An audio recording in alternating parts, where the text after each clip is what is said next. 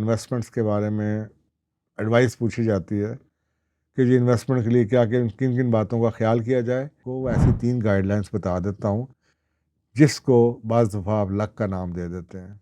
हम लोग मेहनत नहीं करना चाहते, हम दूसरों के कंधे पे बंदूक रख के चलाना चाहते हैं। स्टॉक ब्रोकर आपको ये तो नहीं कहेगा जी आपको गलत जगह पे आ गए हैं, एक्चुअली आपको स्टॉक नहीं खरीदना चाहिए, आपको जनाब इन्वेस्ट करना चाहिए फ़लानी रियल एस्टेट या फ़लानी प्रॉपर्टी के अंदर। वो तो ये आपको नहीं कहेगा, क्योंकि आप गलत जगह पे आ गए हैं। जब सारे के सारे लोग दुबई में इन्वेस्टमेंट कर रहे थे या पेट्रोल पंप बना रहे थे या सीएनजी स्टेशन लगा रहे थे, तो या नॉर्दर्न पाकिस्तान में हिल्स में बूरबन में या मरी में या नथिया गली में उधर इन्वेस्ट कर रहे थे, तो मैं उनको कुछ और एडवाइस कर रहा था और मैं अल्हम्दुलिल्लाह वो बेहतर हुई।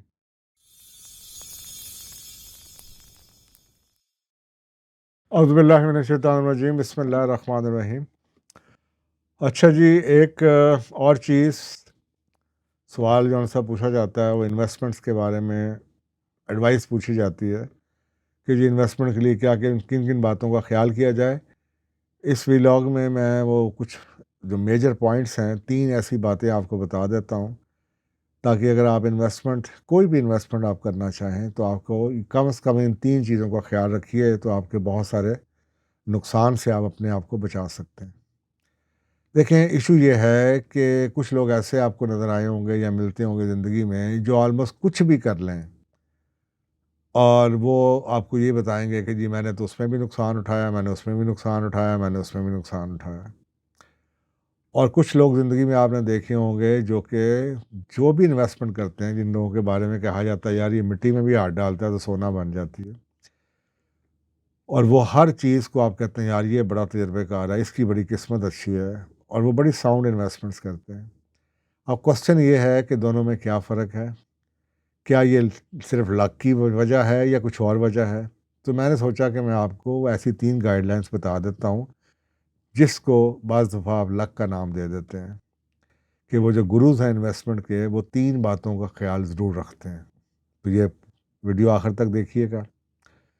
सबसे पहली बात, इन्वेस्टमेंट का प्रिंसिपल नंबर 1, मैंने अपनी ज़िंदगी में जितने लोगों को नुकसान उठाते हुए देखा है और जितने लोगों को हर इन्वेस्टमेंट में से कमाते हुए देखा है, उनमें एक बुनियादी फ़र्क जो मुझे नज़र आता है वो ये है कि वो लोग किसी ऐसी चीज़ में हाथ नहीं डालते, चाहे आप उन्हें जितना मर्ज़ी लालच दे दें, जिसको वो अंडरस्टैंड नहीं करते।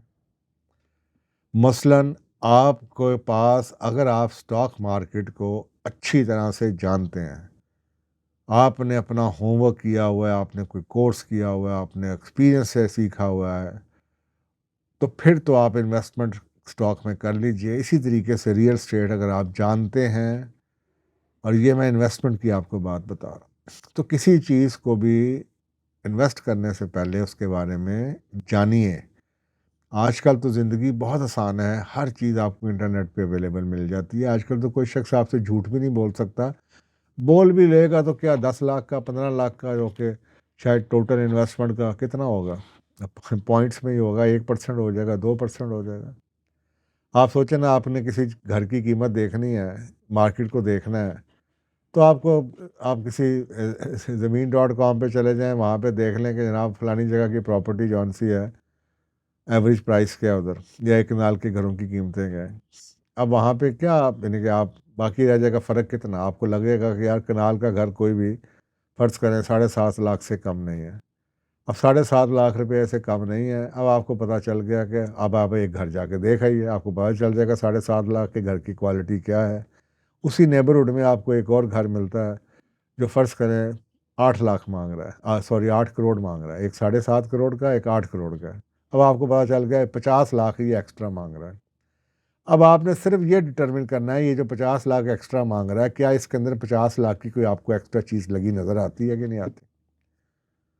अब आप सोचें 7.5 करोड़ पे आया तो एग्री हो गया ना, क्योंकि पूरे इलाके में आपको पता चल गया 7.5 करोड़ से एक कनाल का घर कोई भी कम नहीं है। अब आपके पास सिर्फ 50 लाख का मार्जिन है। उस 50 लाख में से आप ये एक घर देखते हैं, दूसरा आपको पता चल जाता है कि इस घर में 50 लाख के एक्स्ट्रा कुछ काम हुआ है या नहीं हुआ, या इसकी कोई लोकेशन का बेनिफिट है, या उसके कोई प्लॉट का कोई कॉर्नर है या नहीं है। आप फ़ौरन अंदाज़ा लगा लेते हैं। और इसमें फ़र्ज़ करें आपको 30-35 लाख की चीज़ें नज़र आ जाती हैं, बाकी आपके पास क्या बचा? 10 लाख रुपए, 15 5 लाख 15 लाख रुपए का बेनिफिट बचा जो आप नेगोशिएट कर सकते हैं, या आपने देखना है कि आप इसको एक्स्ट्रा पे करना चाहते हैं या नहीं पे करना चाहते। उस घर में ऐसी कोई ख़ास चीज़ है जिसके लिए आप द तो इसमें आजकल ये कोई साइंस नहीं है, लेकिन मेहनत का काम है। हम लोग मेहनत नहीं करना चाहते, हम दूसरों के कंधे पे बंदूक रख के चलाना चाहते हैं। और अक्सर औक़ात मैंने लोगों को जिनको नुकसान उठाते देखा है, वो वही होते हैं, साले ने क्या ख़रीद लिया, दोस्त ने क्या ख़रीद लिया, यार ने क्या ख़रीद लिया, हमसाये ने क्या ख़रीद लिया, रिश्तेदार ने कहा, मामू ने कहा, चाचा ने कहा।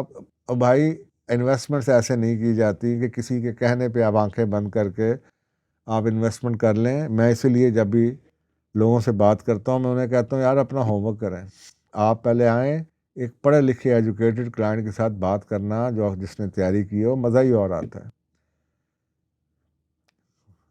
ऐसे लोग ज़रूर होंगे मार्केट में जो लोगों की लाइल्मी से फ़ायदा उठाते हैं, लेकिन वो आप किसी की लाइल्मी से फ़ायदा कितनी देर उठा सकते हैं?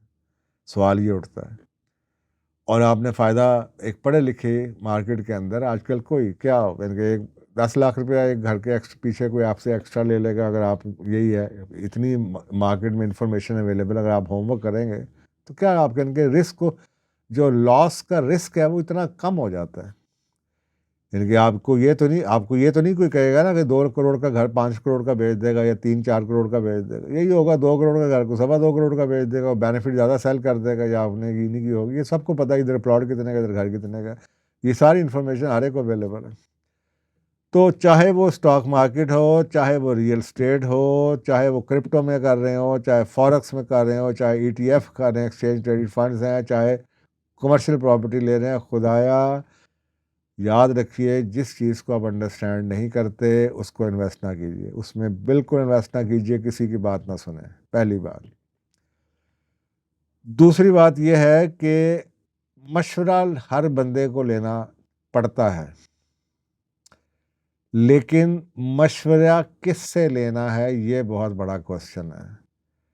अपने रिश्तेदारों से मशवरे मत लें, मशवरे लें प्रोफेशनल से। और प्रोफेशनल, अब मैं उसको कहता हूँ, एक ऐसा शख्स जो अनबाइस्ड है, एक ऐसा शख्स जो आप जिसकी बला से कि आप रियल एस्टेट लें या जिसकी बला से कि आप स्टॉक लें, उसे कोई फ़र्क नहीं पड़ता।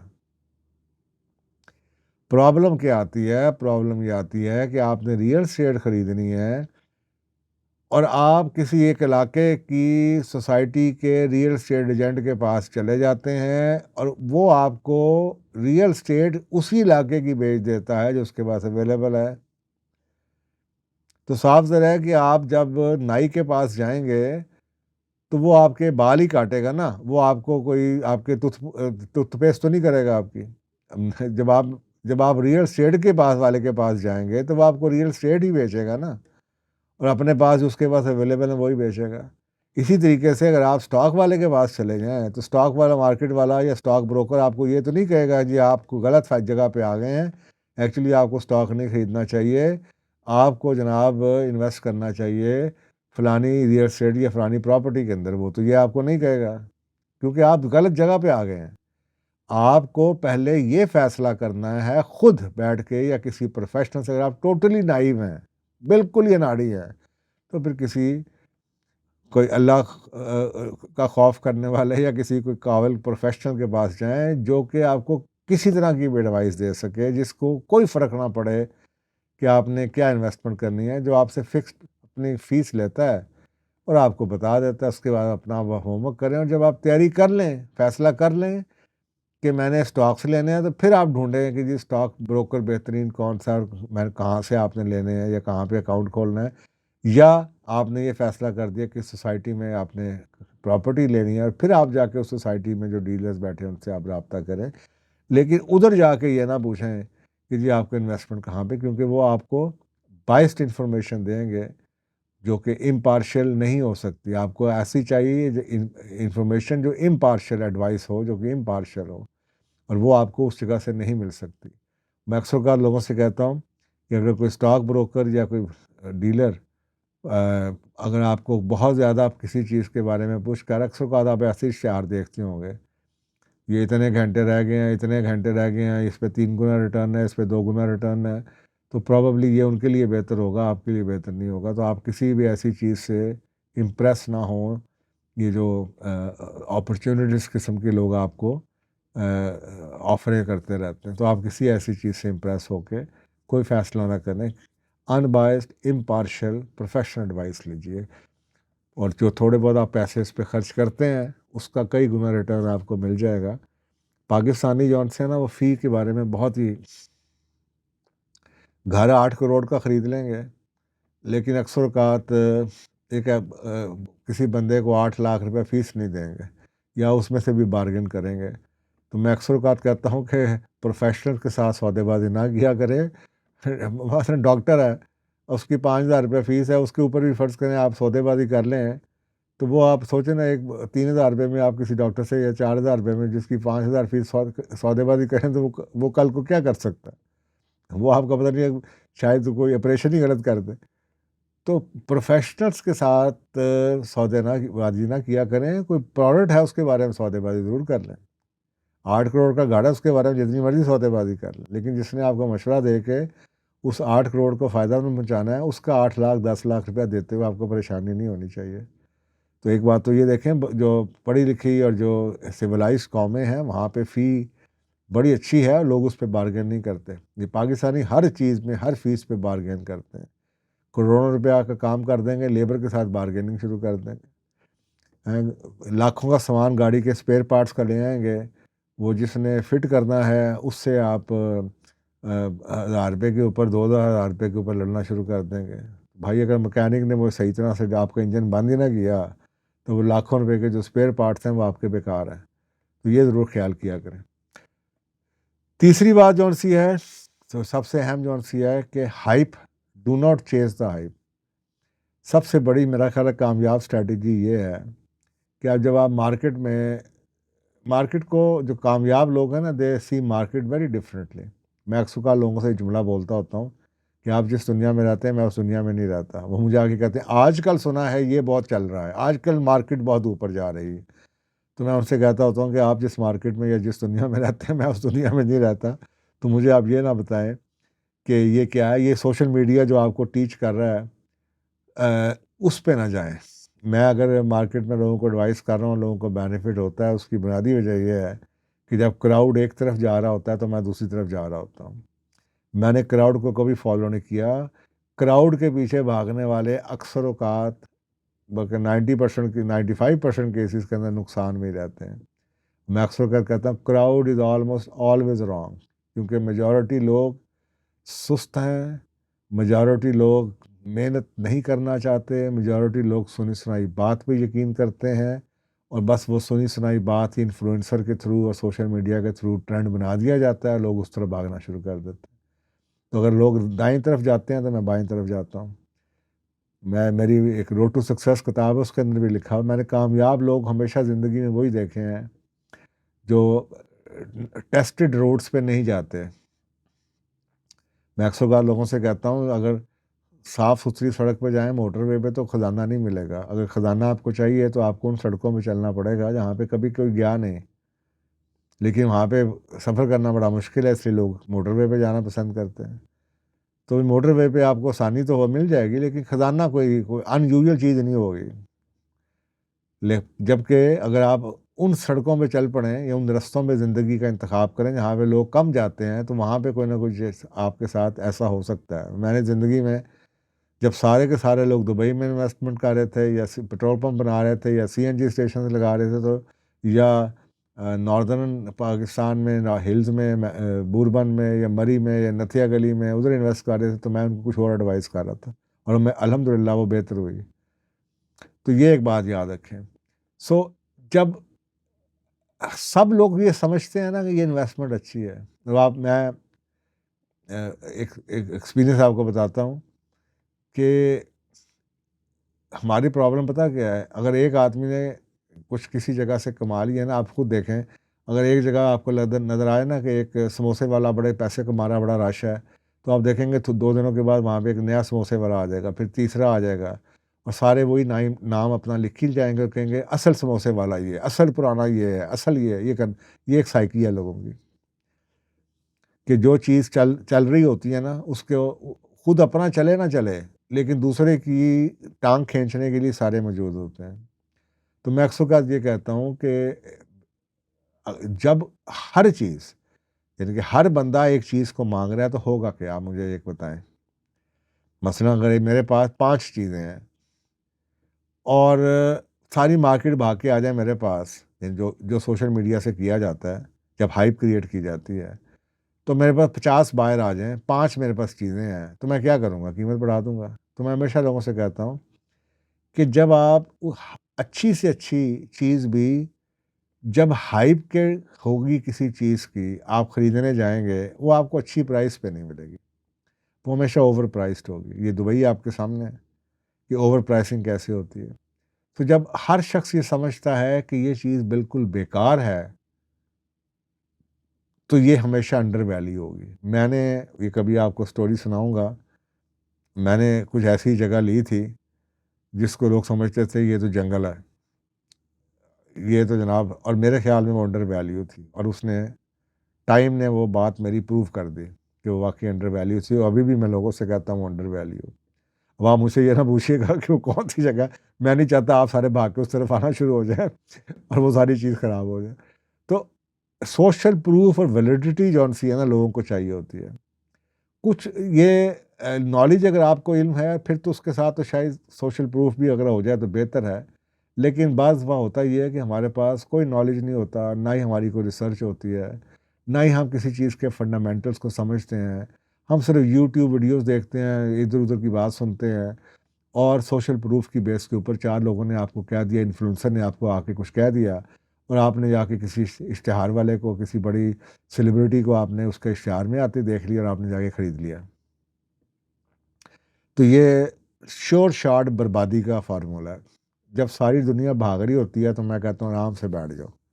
जब सारी दुनिया कह रही होती है, शोर मचा रही होती है, बिल्कुल हाथ नहीं लगाना। मैं कहता हूँ no, this is the time कि इस चीज़ को हाथ लगाया जाए। और मेरी ज़िंदगी में सैकड़ों एक्सपीरियंसेस हैं जो कि इस चीज़ को वैलिडेट करते हैं कि that is the best time जिस पे आपको बड़ी अच्छी चीज़ें मिल जाती हैं। जब मार्केट ग्रीडी होती है तो जो अक्लमंद लोग हैं ना वो बेचना शुरू कर देते हैं। ये आपके सामने क्रिप्टो क्रिप्टो की एग्जांपल है। लोगों ने इतना शोर मचाया, अब उन सारे लोगों को आप ढूंढे ना जिन्होंने कहा था कि 2025 के आखिर तक ये मिलियन डॉलर पे चला जाएगा। अब आप सारे उनको या तो उनको उनकी वीडियोस देखना बंद कर दें या उनको सबको मैसेज करें।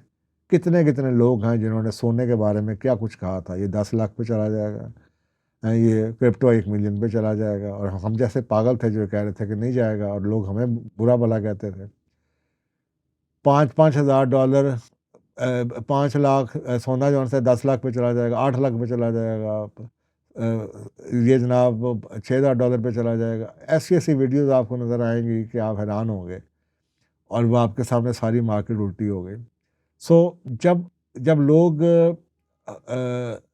करते हैं ना इस चीज़ को कि यार ये चीज़ बिल्कुल नहीं खरीदनी, आप उस वक्त देखेंगे आपको कोई ना कोई अपॉर्चुनिटी मिल जाएगी। और जब आपको लगे कि आप हर बंदा ये खरीद रहा है, उस वक़्त बिल्कुल किसी चीज़ को मत खरीदें। सो जब वो डिस्पोज़ की बात करते हैं, आप बाय करें। जब वो बाय की बात करते हैं, उस वक़्त आप डिस्पोज़ करें और इसके लिए बहुत स्ट्रॉन्ग इमोशनल कंट्रोल चाहिए होता है। हमारा इमोशनल कंट्रोल लोगों का बड़ा वीक है।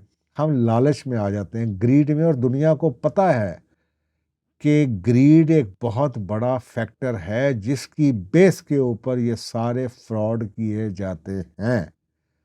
आपको ऐसे अनरियलिस्टिक किस्म के वादे किए जाते हैं जो कि एक तजर्बेकार को तो पता है ये फ्रॉड है। अब मैं अभी कई एग्जांपल आपको देता हूँ। ऐसी ऐसी जगहें हैं जहाँ पे ऐसे ऐसे कमर्शियल प्लाजे बन बन रहे हैं जहाँ पे मुझे पक्का पता है कि अगर 15 साल के अंदर भी यहाँ पे इतना कमर्शियल बिजनेस नहीं है, लेकिन प्लाजों की लाइन लगी हुई है और पता नहीं क्या बेच रहे हैं। और लोग ऐसे बेवकूफ़ बनते हैं लेकिन बन रहे हैं। और वो क्यों बन रहे हैं? ग्रीड की वजह से, लालच दिया जाता है ऐसे लोगों को।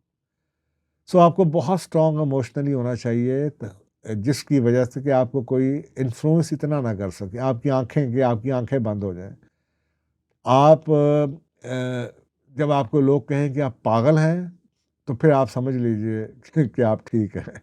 क्योंकि आपने जब जब ट्रेंड के अलावा काम करना है, जब क्राउड के आप दूसरी डायरेक्शन में जाएँगे तो लोग आपको पागल ही कहेंगे। याद रखेंगे मार्केट आपको फ़ौरन रिवॉर्ड नहीं करती, इमीडिएटली रिवॉर्ड नहीं मिलते, आपके लिए बहुत सब्र की ज़रूरत है। और मैं अक्सर कहा, मेरा अपना तजर्बा है, जब भी मैं कोई प्रॉपर्टी लेता था या कुछ करता था या कोई चीज़ खरीदता था, हमेशा लोगों का पहला रिएक्शन पता क्या होता था? वैसे महंगी नहीं ले ली। और ये मैं अब ये जोक है कि मैं 60 से ऊपर का हूँ, मेरी ज़िंदगी में ऐसे सैकड़ों वाक़यात हैं कि मैंने जब कोई चीज़ ली ना, लोगों ने ये कहा, यार ये वैसे महंगी नहीं ले ली। तो मैंने इस पे भी इंशाल्लाह मैं वीडियो बनाऊँगा कभी। तो मैं कहता हँस लेता था, चलें यार चलें, अच्छी हो, मैं लगी यार ले ली। अच्छा 2-3 महीने के बाद कहते थे, ठीक ली है वैसे तो। 2-3 साल के बाद कहते थे, यार तो बड़ी सस्ती ले ली है। यार अब ये थ्रू आउट आप सोचें एक ही चीज़ है, सिर्फ़ ये लोगों की आदत है। अब मैं 3 साल तक, जब तक कि उनको नज़र ना आ जाए, अब 3 साल तक अगर मैं कच्चा-पक्का हूँ, तो मैं तो इस परेशानी में रह जाऊँ, यार मैं गलती कर ली। तो लोगों का काम है ये, लोगों का ये काम है, आपको you have to be very emotionally strong, और आपको पता होना चाहिए, जो आपने फ़ैसला किया वो ठीक किया है, और आप हँसते रहा करें, जज़ाकल्लाह शुक्रिया करते रहा करें, और इंतज़ार करें कि वो लोग किस दिन आपको आके कहेंगे, यार तू बड़ा अक्लमंद है, तूने बड़े सही फ़ैसले किए। ये मैं अपनी ज़िंदगी में ये देखता आया हूँ। तो इन्वेस्टमेंट जो-सी है ना, वो सब्र-तहम्मुल का काम है। आपने अच्छी चीज़ खरीद ली है, आपको लगता है किसी ने कह भी दिया महँगी ले ली है, कोई बात नहीं, हफ़्ते के बाद वो महँगी नहीं रहेगी। इसने बढ़ना ही बढ़ना है। Over the period of 10 years, 15 years आपको फ़ायदा ही होना है, आपको नुकसान नहीं होगा, अगर आपने अच्छी तरीके से जजमेंट इस्तेमाल की है और अपने अच्छे कार्ड्स खेले हैं। तो ये 3 चीज़ें मैंने कहा मैं आपको बता दूँ। ये जो तीनों चीज़ें मैंने आपको बताई हैं, जिसमें ये है कि एक ये कि अगर आपको नहीं समझ आती तो आप उसको ना खरीदें, किसी चीज़ के बारे में समझ नहीं है तो उसको ना खरीदें। दूसरी बात ये कि अगर ऐसे लोगों से एडवाइस मत लें जो कि उसके खुद बेनिफिशियरी हों। और तीसरी चीज़ ये है कि जब क्राउड एक डायरेक्शन में जा रहा हो तो उस पे तो आप बिल्कुल ना जाएँ। दूसरी डायरेक्शन में आपने जाना है या नहीं जाना वो आपकी मर्ज़ी है, लेकिन उस डायरेक्शन में हम तो डूबे हैं सनम, तुम्हें भी ले डूबेंगे। जब सारे लोग भाग रहे हैं एक तरफ, तो आप उस तरफ तो बिल्कुल मत जाएँ, क्योंकि अल्टीमेटली जब क्राउड वहाँ पे हो जाएगा तो उसका कुछ कुछ भी ना हो, धोखा ना भी हो, फ्रॉड ना भी हो, तो कम से कम ओवर प्राइसिंग ज़रूर हो जाएगी। ये जो 3 स्ट्रैटेजीज़ मैंने आपको बताई हैं, ये आपको ओवरनाइट अमीर तो नहीं बनाएँगी, लेकिन ये मेक श्योर करेंगी कि जो आपकी वेल्थ है, हलाल की कमाई हुई जो आपके पैसे हैं, ये जनरेशन आफ्टर जनरेशन आपके पास रहें। और ये आपको इमीडिएटली अमीर तो नहीं बनाएँगी, लेकिन ये ज़रूर आपको इंश्योर करेंगी कि कभी भी आपके साथ इतना धोखा ना हो जाए कि आप सड़क पे आ जाएँ। मेरा ख़्याल है कि आपको ये 3 बातें याद रहेंगी, और ज़िंदगी में जब भी आपने इन्वेस्टमेंट करनी होगी, इन 3 बातों का ख़्याल करेंगे। अपना ख़्याल कीजिएगा, और कमेंट्स में अगर कोई आप सवाल पूछना चाहें तो ज़रूर बताइएगा। बहुत शुक्रिया, जज़ाकल्लाह खैर।